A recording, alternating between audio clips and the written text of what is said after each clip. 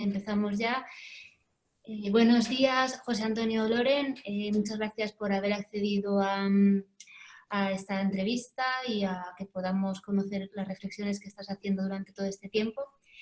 Y bueno, pues la primera pregunta que me gustaría que respondieras era un poco la visión de qué nos está pasando, qué ha pasado, bueno, pues qué visión tienes sobre este momento. Pues creo que lo que nos ha pasado es algo muy serio, en el sentido de que, de alguna manera, y de una manera brusca y mundial, nos hemos confrontado con el tema de la muerte.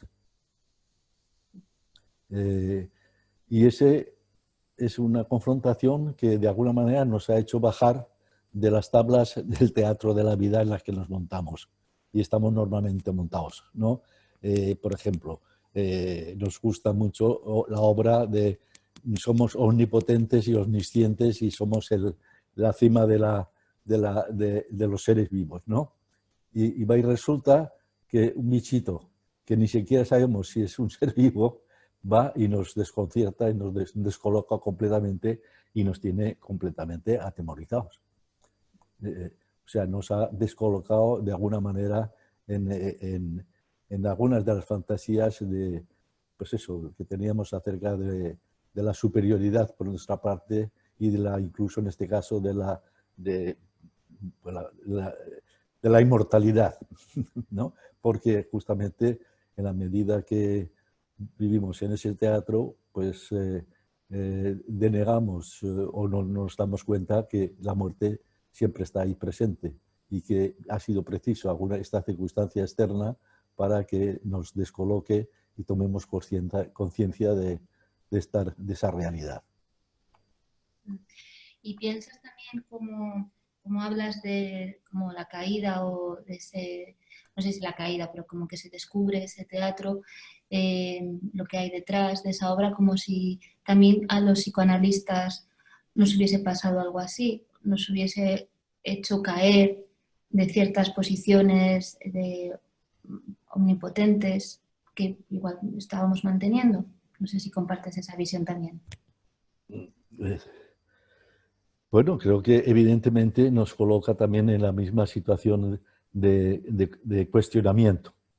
Y nos pone en una cuestión de cuestionamiento, sobre todo si trabajamos como psicoanalistas desde una expectativa de superioridad, de que lo que decimos va a misa, de que nuestras interpretaciones es la verdad absoluta y lo que seguramente nos obliga una situación como esta es a tomar conciencia de que, bueno, no tenemos la verdad absoluta, que nuestra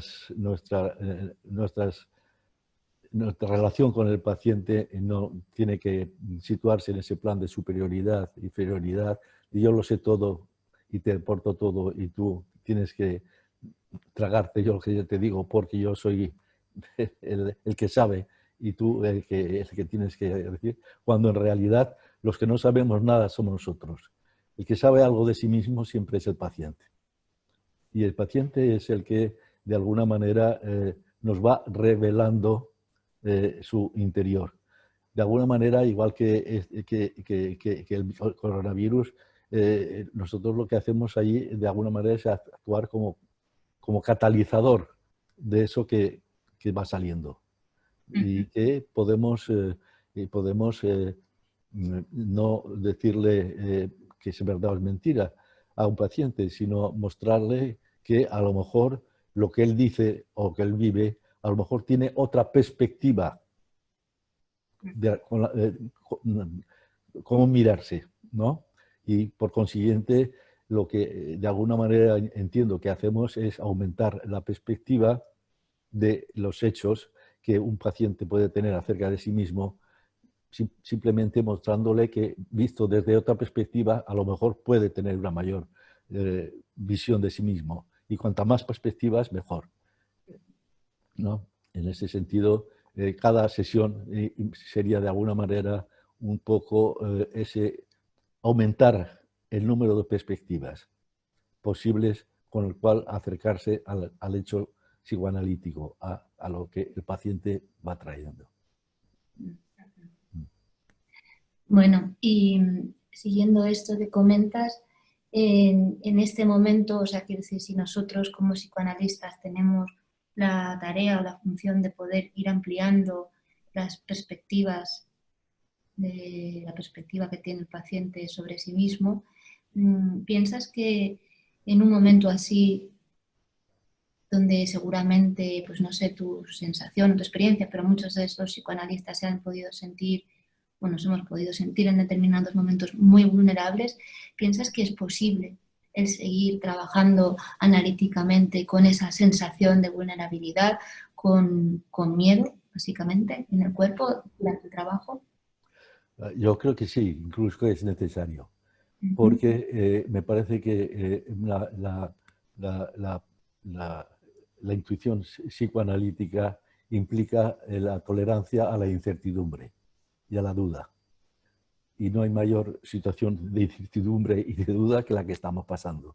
Y entonces, pero esto que está pasando, de alguna manera, no es más que una, una reproducción, de alguna manera, de lo que ocurre en sesión analítica, en el sentido que en la sesión analítica, si trabajamos con el encuadre interno de la atención flotante, sin trabajar sin memoria y sin deseo, pues estás en condiciones para que el, el, el, para, para, para tolerar la incertidumbre de lo que va a aparecer en el material del paciente.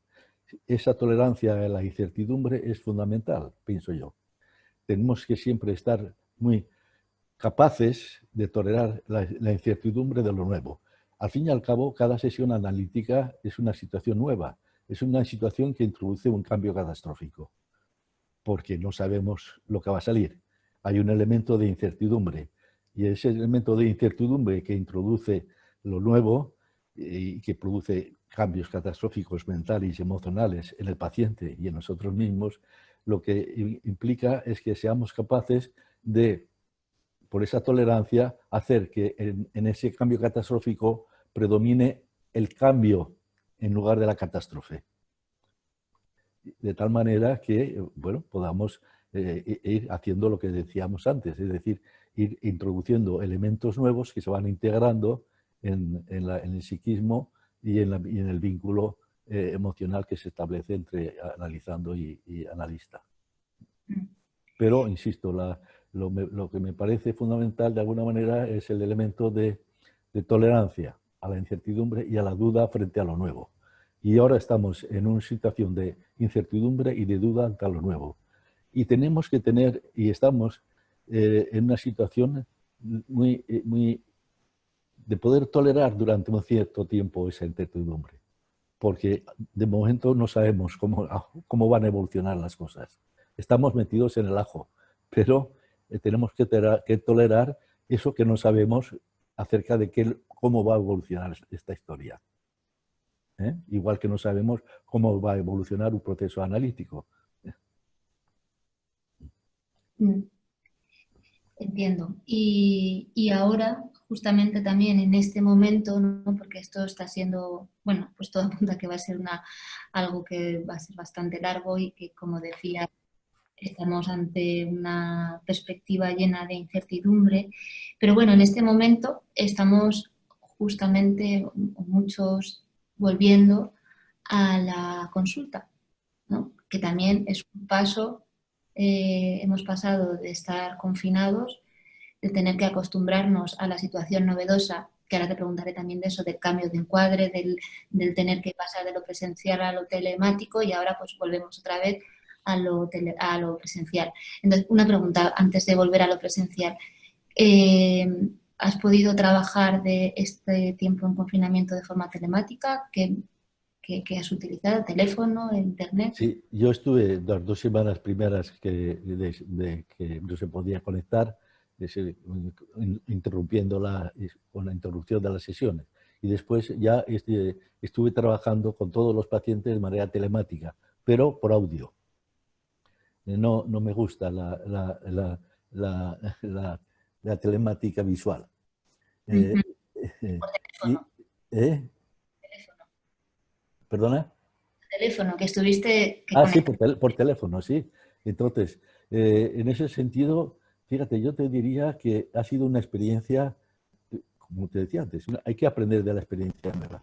Y en ese sentido, la experiencia nueva ha sido para mí, de un cierto modo, que me ha aportado novedades. Por ejemplo, la novedad de estar en- manteniendo el encuadre tal cual, la hora, el tiempo, y cada uno en su sitio, ¿eh? Pero simplemente hablando. Y entonces, lo que me ha llamado la atención es que de alguna manera he conectado en aspectos de la personalidad del paciente que la vista no me deja ver, en el sentido de que he conectado con la música o el ruido de las palabras. A veces las palabras se utilizan para hacer ruido y otras veces se utilizan para comunicarse. Desde una nana que le cantas al bebé a una sinfonía, ¿no? En un trabajo mucho más elaborado. Pues entonces, lo que he sentido es precisamente que en algunos aspectos ese trabajo a través de audio me ha sido positivo, porque ha aportado algo nuevo. Bueno, ¿Eh? un poco como si el hecho de quedarte ciego hubiera desarrollado otro sentido. Sí, porque además yo durante esas sesiones cerraba los ojos, y con lo cual aún estaba más centrado en ese sentido, ¿no? Y al centrar, cuando te centras más en un sentido, evidentemente es más capaz de percibir las variaciones, ¿no? Como decía un paciente, en fin, que por cierto es un paciente que como es un paciente borderline y tiene una parte psicótica de la personalidad muy importante, pues hay momentos en los que utiliza las palabras como ruido, ¿no? Y justamente en la sesión de ayer terminando, los 5 últimos minutos, toda la sesión hablando. Solo los 5 últimos minutos estuvo en silencio. Entonces le pregunté si ese silencio significaba que de alguna manera podía introducir el silencio que necesitan las notas de música para hacer música. Porque si no hay silencio, no se puede hacer música. Si solo son notas, hay ruido. Y si solo hay silencio, es ruido. Y entonces, quizás el trabajo analítico en ese sentido sería esa posibilidad de articular los silencios con las palabras para que salga el proceso, en este caso, que con la analogía, que se acerque más a una sinfonía o una nana que no a ruido de las palabras que sirviera para no comunicar, o el silencio. Bueno, o sea, muy bonito, pero es como entonces, ¿no? Si esta situación mm, sí hubiese permitido captar aspectos distintos, ¿no? De nuestros pacientes o de la relación con nuestros pacientes. En este caso yo te digo que en mi caso sí, sí. Ahora que es de todas las maneras, tan pronto como hemos podido, tanto los pacientes como yo, hemos querido volver a la situación presencial. ¿Eh? Una cosa, Loren, si te mueves mucho, hablando de ruidos, hace ruido el micrófono, si te mueves Ah, mucho. Nada, nada. perdona. Bueno, muy bien. Y siguiendo con este tema, el tema de la sensorialidad, que me parece muy importante y que está presente no solamente por, a raíz de la pérdida o de la deprivación sensorial que nos ha traído el confinamiento, pero o sea, me hace pensar también todo lo que estamos hablando en el tema de Bion, ¿no? Y Bion y la tesis de Bion, que dice que de alguna Mm, manera la sensorialidad nos aleja de poder captar determinadas cuestiones del paciente, ¿no? Y un poco es lo que estás hablando también, como si nos sí. alejamos de determinados eh, pues, veladuras o, sí, estímulos, ¿no? Del paciente, podemos escuchar otros. Pero aún así yo tengo siempre la duda, o bueno, está ahí, este tiempo me ha hecho pensar en eso, ¿qué perdemos cuando perdemos la presencia del paciente y también que pierde él de nosotros, porque entiendo que habrá pacientes que habrán perdido mucho con la pérdida del objeto, del analista. Mira, en este sentido me parece una de lo más importante de lo que ha pasado, tanto a nivel social como a nivel del trabajo analítico, en el sentido de que, si te das cuenta, la sensorialidad más importante es la táctil. ¿Por qué? ¿Qué es lo que más ha echado qué es lo que más ha echado de menos la gente durante este confinamiento? Incluso nosotros, ¿no? Es el elemento del tacto, de abrazarte, de acurrucarte, de expresiones de amor a través de un sentido que es bastante más primario que la vista. Perdona, Loren, que se mueve un poquito el micrófono y hace un poquito de interferencia. A ver, ya, no sé, Ahora, ya, ahora, ahora mejor. sí. Sí, que digo que me parece muy importante en ese sentido de que tener en cuenta de que lo que más ha influido en toda esta historia para mí ha sido la deprivación sensorial táctil, en el sentido de ser uno de los elementos de comunicación más primarios y bastante más primarios que la vista, desde el punto de vista genético, desde luego, ¿no? Y en embriología. Entonces, yo creo que en ese sentido, y fíjate la paradoja, ¿eh? Porque nosotros tenemos el tabú de no tocar. Porque tenemos, El tabú de no tocar en la situación analítica.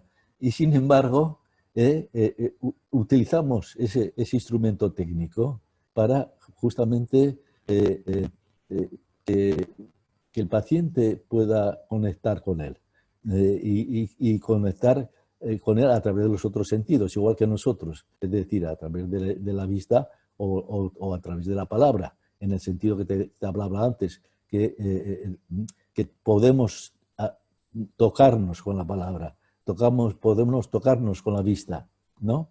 Pero en el sentido metafórico y en el sentido simbólico y no en el sentido puramente físico, que implica el abrazarse, el querer tocarse, la relación materno-infantil primaria es fundamentalmente táctil, ¿no? En los primeros momentos, ¿no? Entonces, yo creo que en ese sentido tengo una cierta inquietud de punto de vista sobre todo de los niños. ¿Hasta qué punto en esta situación va a influir muchísimo el hecho de no poder tocar los gallos, no poder tocar a su padre, a su madre, y de alguna manera me da la impresión que todo se puede reforzar todo el aspecto narcisista de la comunicación que se tiene cada vez más la gente es una narcisista que antes, ¿no? La gente se comunica a través de los aparatos estos y se comunica menos a través pues eso, de físico entre ellos, ¿no? Y tengo una cierta inquietud acerca de que, ¿perdona? perdona que te interrumpa, pero es que el micrófono hace como interferencia. No sé si es el cable. Lo digo A porque está ver, diciendo que es importante, sí, lo está, a ver. ahora se oye bien. Sí, se oye bien, lo que pasa es que en determinados momentos hace como una interferencia al cable. Bueno, vamos a ver si no molesta mucho. Sí, que estabas hablando de los aspectos narcisistas. Es, Sí, y sobre todo el miedo de que cada vez nos volvamos más autistas. En ese- ¿eh? Y cada vez, de hecho, parece que clínicamente se está diagnosticando cada vez más patología de ese tipo, ¿no?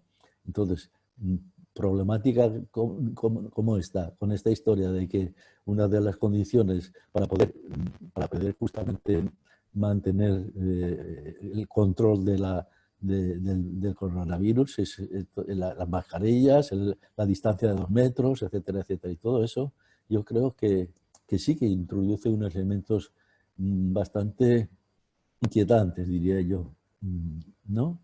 En el sentido de ese peligro de que perdamos algo tan necesario para nosotros como es el contacto físico y táctil, ¿no? bueno, la verdad es que es bastante terrible pensar, ¿no?, en el tema de los niños en un momento Sí. así. Bueno, de la vuelta a los colegios, sin pelotas, con distancia social. O sea, es un Pero poco... si es que además los niños lo necesitan, y eso forma parte de su identidad en el momento dado, ¿no? Y, El tema es cuánto tiempo, ¿no?, van a poder aguantar.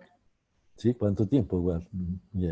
Y cuánto tiempo, y por lo que parece, ahora que está en el plan de desescalada, me da la impresión que está apareciendo mucho en la prensa como que hay muchos niños que no quieren salir, que les da fobia salir, porque como está el bichito ese ahí fuera, ¿no? Pero, y por otra parte, ya una distancia entre ellos mismos. Todo esto son un poco especulaciones y, como te decía antes, hay que tener paciencia, esperar y ver qué pasa, ¿no? Y te iba a preguntar, no solamente los niños tienen miedo a salir, ¿no?, también muchos adultos y muchos Ya. pacientes, ¿no?, que se resisten a, bueno, pues a volver a enfrentarse a la vida, a salir y demás. ¿Tienes esa experiencia con tus pacientes que esté costando? Porque parecía que lo difícil era el confinamiento y resulta que es aún más difícil la vuelta, ¿no?, la salida. No sé Sí, si... sí, sí, creo que al final de alguna manera se llega a situaciones ahora claustrofóbicas. Miedo a estar juntos y miedo a estar separados, ¿no? En el sentido de muy junto llega a la confusión y muy separado llega a la dispersión, ¿no? Y nos sentimos aquí un poco como astronautas volando por el espacio que han perdido el contacto con la madre nodriza, ¿no? Y una manera de no entrar en una situación tan extrema, pues viene a ser eso, lo que viene a ser lo que nosotros llamamos el vínculo eh, eh, de una identificación adhesiva, en el sentido de estar en contacto, pero sin que pase nada de uno a otro, como dos globos que están uniditos, pero y que no pasa nada de uno al otro, ¿no? Y eso es muy distinta a ese tipo de identificación, que es defensiva frente a los aspectos de la confusión o la dispersión, ¿no? La claustrofobia o la agorafobia, pero ¿qué diferencia es de eso de poder estar en una relación secante con el otro? En el sentido de compartes con el otro aspectos como los anillos olímpicos, ¿no? Se comparte con los otros el juego, pero cada uno es su nación y cada uno tiene su personalidad. Ese juego secante, para mí, en ese juego secante está el buen desarrollo del vínculo, ¿no? Pudiendo, pues eso, hacer más o menos según el momento, según las circunstancias, según la persona, mayor o menor grande espacio de unión y el espacio de que cada uno tiene su vida privada, que al fin y al cabo es pasar de la relación a dos a la relación a tres, que es la que significa que uno ha evolucionado en ese sentido. Y tienes la sensación entonces de que toda esta situación dinamita esos procesos. No sé si dinamita o pausa o desordena todos estos procesos de desarrollo de las relaciones y de los vínculos. Bueno, lo que sí podemos saber por la prensa y por lo que sabemos y por lo que uno conoce de sus experiencias con amigos y tal, es que estas historias envuelven de alguna manera, poner en manifiesto lo que estaba latente en una relación, ya sea individual, ya sea con uno mismo, ya sea con la pareja, ya sea con tus amigos, ya sea con la familia, y lo que pone de manifiesto es como en estos momentos pues hay parejas que funcionan bien, pero otras que ponen de manifiesto la dificultad para convivir juntos. Y el confinamiento termina en el cuadro de Goya, de esos que se lean, ¿no? Y de hecho, por lo que se sabe, ha habido muchas separaciones después de esta historia, como pasa después de las vacaciones, ¿no? Se junta la pareja, que después hay muchos más divorcios. Después de las vacaciones, y ahora es posible que pase algo parecido, ¿no? Bueno, pero también es cierto que es verdad que este momento como que ha hecho más grande o ha puesto la lupa sobre todas esas dificultades dentro de los vínculos, pero al mismo tiempo permite trabajarlos, ¿no? También en la relación analítica eso se está viendo, por lo menos es mi impresión, que aparecen cosas que estaban latentes y que ahora han emergido con mucha fuerza y que con suerte, si se trabajan, se analizan, se entienden, pues se podrá pasar y ¿no? Se podrán volver a guardar de otra manera, más trabajadas, comprendidas. A mí como, sí, sí, a mí como analista, para mí ha sido una buena oportunidad, Ajá. porque la posibilidad de estar solo, contigo mismo, quieras o no quieras, te obliga a mirarte, ¿no? Evidentemente, como tú dices, si preguntas en un momento dado, y la negación, que la negación siempre está ahí, y siempre tenemos tendencia a echar mano de ella para no querer saber. Pero sí, a pesar de todo, eres consciente de esa tendencia y procuras no caer en ella, yo creo que es una ocasión, para mí, una oportunidad, ha sido una oportunidad para, para una mayor introspección y un mayor análisis, ¿no? de, de mí mismo y de relaciones cercanas. En el sentido de que has tenido un tiempo que antes no tenías y te has descubierto que en ese tiempo pues he visto que tenía cantidad de cosas por escribir, de cantidad de cosas por leer, cantidad de cosas por ver, de música que escuchar, cantidad de trastos a quitarme de encima. Es decir, quiero decir que también ha habido un elemento positivo. Es como, en fin, como te decía antes, todo cambio catastrófico implica la posibilidad del cambio, ¿eh? Porque si no hay algo nuevo, difícilmente puedes introducir un aspecto nuevo de ti mismo que descubres a través de estas situaciones. Sí, la verdad es que esa es una visión. ¿Perdona? No, que es una visión como optimista, ¿no? Bueno, yo tengo en principio una cierta expectativa confiada, además, a lo mejor demasiado exagerada, pero bueno, yo creo que si no tienes un poco de expectativa confiada en que, bueno, que haces lo que haces, con fe, que al fin y al cabo fe es un estado de expectativa confiada, y al fin y al cabo la fe es un estado de expectativa confiada, de confiar que lo que haces te interesa bueno, y lo haces a gusto, ¿no? Y de esa perspectiva tienes una expectativa de que las cosas van a salir suficientemente bien, ¿eh? No, no, sabiendo que, bueno, que eso, siempre estaremos en una asintótica con respecto a lo ideal que quisiéramos ser, ¿no? Pues sí. Y bueno, más cosas, centrándonos también en este momento, centrarnos en el momento de la desescalada y de la vuelta a la consulta. Mm, Te quería preguntar eh, bueno, no sé si percibes a tu alrededor como que el ambiente, la gente está muy nerviosa con esa vuelta a retomar el contacto con los pacientes de manera presencial. Yo creo que también el hecho de que exista fuera de todos nosotros tanta incertidumbre y que de alguna manera no esté muy clara cuál es la ley, es decir, qué es lo que nos protege a nosotros, protege a nuestros pacientes, qué es lo contagioso, qué es lo que no, todo eso pues genera nerviosismo y angustia. ¿Tienes esa sensación de que la vuelta está siendo difícil también para los propios psicoanalistas o no? Pues sí, evidentemente, entonces coloca en una posición esquizoparanoide, como todo frente a toda situación nueva, ¿no? Siempre frente a lo nuevo estamos en desconfianza también, ¿no?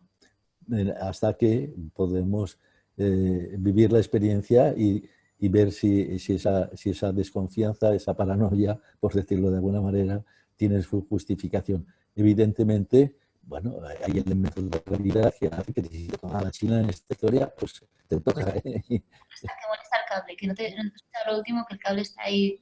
molesta. que sí, que digo que en esta historia que, en fin, tenemos encima de la cabeza la posibilidad de que nos caiga la China, en el sentido de que nos coja el virus y que no es solo una fantasía paranoide que podamos tener, ¿no? Sino que tenemos que tenerla como una realidad presente. Lo que tenemos que darnos cuenta es, o que tenemos que intentar, es que teniendo en cuenta esa realidad de que nos puede tocar, pues que lo que nos interesa y lo que tenemos que hacer es evitar esa difusión de la pulsión de muerte, por decirlo en términos freudianos, ¿no? Para que podamos aferrarnos a la vida de una manera lo suficientemente vital para ir posponiendo lo que nos tenga que llegar, sabiendo que nos tiene que llegar, pero trabajando. Me da la sensación de que en este momento es como complicado diferenciar, no sé, a veces sí y a veces no, pero es más complicado diferenciar lo que es pulsión de muerte y lo que es pulsión de vida en determinadas cuestiones, porque te encuentras con pacientes o con analistas muy paranoicos en el sentido Sí, de que tienen mucho miedo a retomar el contacto con sí. sus pacientes o pacientes que tienen mucho miedo a salir de sus casas y realmente quién tiene la capacidad de decidir y eso es pulsión de vida o es pulsión de muerte. ¿Ese miedo es protector o es un miedo que está impidiendo? El miedo me parece que siempre es protector, siempre como todas las cosas que no se lleva al extremo y que en vez de ser inhibidor, en vez de ser estimulador de lo vital, te lleve justamente a todo lo contrario, a una inhibición mortífera, y estar muerto en vida, a llevar a una especie de caer en un estado melancólico, ¿no? Mm.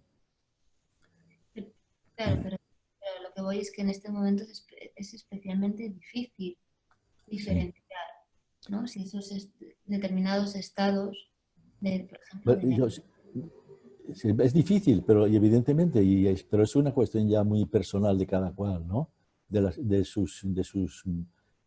Como diríamos un poco en nuestra jerga, de nuestras defensas específicas, ¿no? De nuestra parte psicótica, neurótica, caracterial, psicosomática y tal. Y aunque seamos psicoanalistas, tenemos todas esas partes, no quiere decir que no se manifiesten de una manera más cruel, digamos, en algunos momentos, en algunas de ellas. Y se desarrollan aspectos de nuestras patologías que podrían estar latentes y que en las circunstancias a que se manifiesten de una manera más evidente, ¿no? Pero para que se manifiesten tiene que estar ahí. Lo que no puede manifestarse es algo que no está ahí antes. A ver, no te he escuchado esto último porque el cable Que creo. lo que importa es que se manifiesten esas partes, porque para que se manifiesten tienen que estar ahí. Tienen- todo esto, de alguna manera, lo que hace es sacar a la luz lo que está ahí, más o menos reprimido, disociado, negado, etcétera, etcétera. De alguna manera pone en jaque nuestros mecanismos de defensa y pone de manifiesto las partes, bueno, pues las partes de nuestra personalidad que tengan que ver con, con lo psicótico, con lo neurótico, con lo psicosomático, en fin, con toda la patología, pero sí que tengamos que hablar de patología, sino simplemente aspectos de la personalidad, ¿no?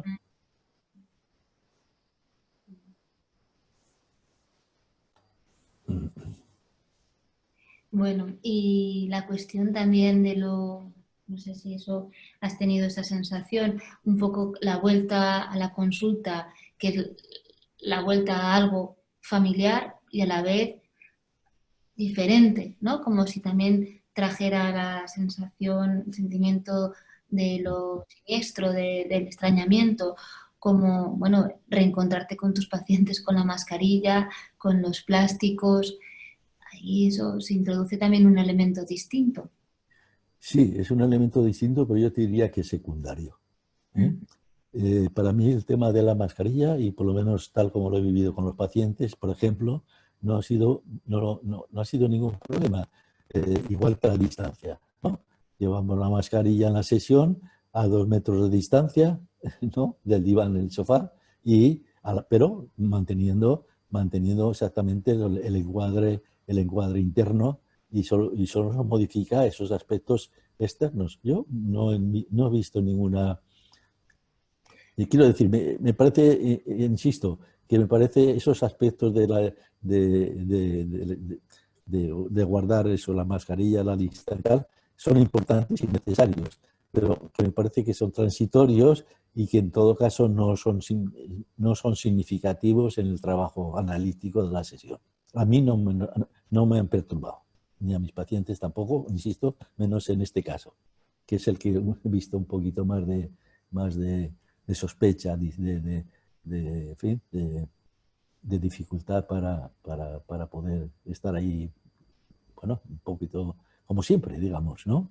O sea, Pero ha vuelto, todos los sí, pacientes. sí, ya además ha vuelto y sigue el horario a rajatabla y a la hora en punto está ahí, a la hora en punto se va y tal. Pero es, digamos, el estado emocional eh, que, que intuyo sobre todo, ¿no? Y que le cuesta más precisamente estar reconectar pues, por lo que te digo, por su personalidad y seguramente en estos momentos del tratamiento por los aspectos de la transferencia negativa que hay, claro. Pero bueno, ¿qué quiere decir? Que ha vuelto Sí, porque sí. hay otros pacientes que de momento no quieren volver y que se han instalado en esa relación telemática o telefónica. Ya, No ya. sé si es algún caso. En mi caso han vuelto todos menos dos. Y los dos que no han podido volver es uno porque está fuera de la provincia y no podía venir con aquello de que tal, y el otro porque es una paciente que tiene cáncer y está en tratamiento intensivo ahora y tal, y no es adecuado una exposición mínima, ¿no? Pero por los demás, todos los demás han vuelto a la sesión presencial. Bueno, Incluso, por ejemplo, este que está afuera ahora, pues ahora antes de las vacaciones ya hemos quedado que por lo menos venga una vez antes de decirnos adiós antes de las vacaciones para que sea presencial de alguna manera, por lo menos una sesión, ¿no? bueno, Y la otra bueno, cuando termine todo el tratamiento de quimioterapia y todo lo que está haciendo ahora, que es muy doloroso y muy complicado, y todo eso no que se vaya de aquí para allá, ¿no? bueno, pero a pesar también de haber aprendido algo distinto en la relación telefónica, algo distinto de la relación contigo mismo y con tus pacientes, echabas de menos la relación presencial, la vuelta. Pues, sí, claro. Sí, a mí me parece que es fundamental, claro. Incluso teniendo en cuenta eso que te decía antes del tacto, la importancia del tacto y del hecho que en nuestro trabajo tenemos el tacto tabú, ¿no? Pero insisto, la presencia, yo prefiero la relación presencial que la relación telemática, 100%. Y el problema que me planteo es que, no sé, seguramente se va a generalizar demasiado la cuestión telemática entre los psicoanalistas y los trabajos psicoanalíticos. Y eso me inquietaría un poco, ¿no? Porque posiblemente se va a utilizar de una manera defensiva por muchos psicoanalistas para mantener a distancia a los pacientes y no tener esa relación tan cercana, tan táctil, aunque sea por el sonido y los ojos, ¿no? Con los pacientes. Bueno, lo presencial siempre es mucho más rico desde mi punto de vista, pero también más inquietante, ¿no? El impacto siempre es mayor, ¿no? Está clarísimo que la relación, o bien a través de la pantalla o del teléfono, es muy defensiva y Sí. puede ser peligroso caer, ¿no? En esa comodidad que supone pues, no tener la presencia del paciente. Eso es un peligro, pero al mismo tiempo es verdad que este momento ha abierto un montón de puertas y también quería preguntarte, por ejemplo, nosotros como candidatos, yo soy representante de candidatos, en este momento hemos tenido una relación muy cercana a todos los representantes de candidatos de los centros del norte, de Madrid y de Valencia, cosa que hubiese sido impensable un año atrás porque nos hemos estado reuniendo pues, a través de Zoom y demás. También, no sé si vosotros en Valencia, una sociedad que es más pequeñita, entiendo que la apertura que da la posibilidad de reunirse por Internet es impresionante. O sea, que también ahí hay una ganancia muy clara. Sí, sí, pero vamos, ha sido una ganancia temporal, quiere decir que nos ha permitido justamente que las estructuras de la sociedad se vayan al traste.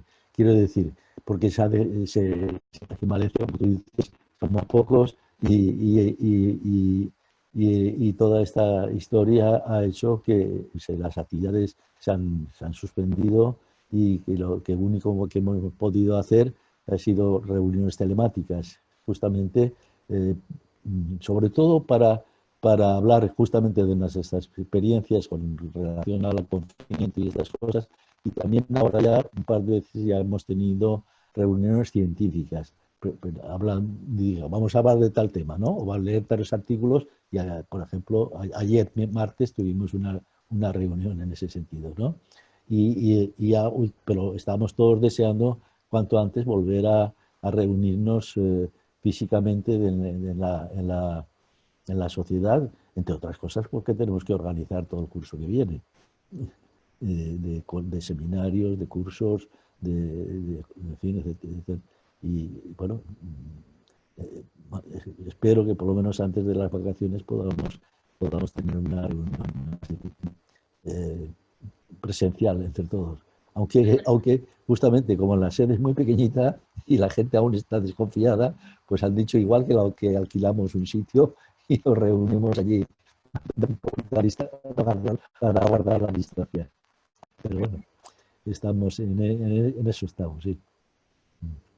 Pero no sé si también durante ese tiempo, aunque se ha perdido eso de nuevo, ¿no? Ese contacto con los compañeros, con los colegas, eh, también no sé si has estado en alguna webinar de la IPA o en algunas conferencias donde de repente estás reunido con gente de partes del mundo o muchas partes de España, ¿no? Que eso también ha sido una cosa muy masiva que se ha vivido en este tiempo y que esperemos que eso no esté para que no sea temporal, sino que haya llegado para quedarse la posibilidad de ese tipo de nuevos contactos. Sí, yo esos contactos los he tenido, pero los he tenido sobre todo con los sudamericanos. Pero son contactos que tengo regularmente con ellos. Tengo un, una reunión que se llama Red de Memoria del Futuro, que con chilenos, argentinos, brasileños, uruguayos y tal, y españoles, una vez al mes. Otra reunión eh, con, con Leandro Stiman, que supongo que lo conoces o has oído hablar de él, que ha publicado, Leandro Stillman es un genio argentino. Ya te lo recomiendo que tu día te metas con él. Eso es una reunión que tengo allí. Y luego, lo que no he perdido aquí es unas reuniones que he hecho con colegas, con un pequeño grupo de colegas que nos reunimos sistemáticamente, nos hemos reunido de aquí de Valencia, del grupo de Madrid, del Centro Psicoanalítico de Valencia, pero pertenecientes a la sociedad, ¿no? Y que nos reunimos todos los miércoles y tenemos unas reuniones científicas sobre eso. Y eso durante todo este periodo. Nos hemos reunido sistemáticamente Y bueno, pues estamos trabajando en Bion, ahora estamos trabajando mate blanco y en fin, estamos haciendo una serie de actividades pues muy interesantes. ¿Sabes? Pero además de eso nos permite luego como amigos tomar una copa, comer juntos. La suerte también, ¿no? Que creo, y también porque vamos a ir terminando, pero que como psicoanalista, como candidata también, o en ese proceso, eh, tenemos una profesión que nos permite, pues durante todo este tiempo, a pesar de pasarlo igual de mal o parecido al resto del mundo y de nuestros pacientes, pues seguir pensando y haciendo elaboraciones sobre todo, ¿no? Y que de alguna manera esa capacidad o esa posibilidad pues hace mucha compañía, ¿no? Y poder compartir con colegas y con otros pensadores de antes lo que estamos viviendo, yo creo que, bueno, pues que se agradece muchísimo, ¿no? Es un aspecto de la profesión que es muy bonito, muy interesante. Sí, mira, y el último trabajo de Bion que escribió se llama Sacar lo mejor de un mal trabajo. Y Ajá. creo que, y creo que justamente esta historia nos va a ayudar mucho a justamente a revisar muchas historias y muchas maneras de comunicarnos. Y nos hace, lo que decía antes, siempre lo nuevo te hace pensar. Y o te lleva a la catástrofe o te lleva al cambio. Y en ese sentido me parece que es interesante sacar siempre provecho de las situaciones nuevas. ¿Mm? Bueno, pues muchas gracias. Con esta frase, como lo has llamado antes, de confianza eficiente, ¿es? No, expectativa confiada. Expectativa confiada, expectativa confiada. Muy bien. Bueno, pues nada, Loren, muchísimas gracias. Vamos a dejarlo aquí. A ti, muchas gracias por todo. Venga, Seguro que va a ser de mucho interés para quien pueda escuchar esta entrevista. Bueno, venga, un ya, abrazo. ya me contarás. Gracias. Gracias. Hasta luego, un abrazo.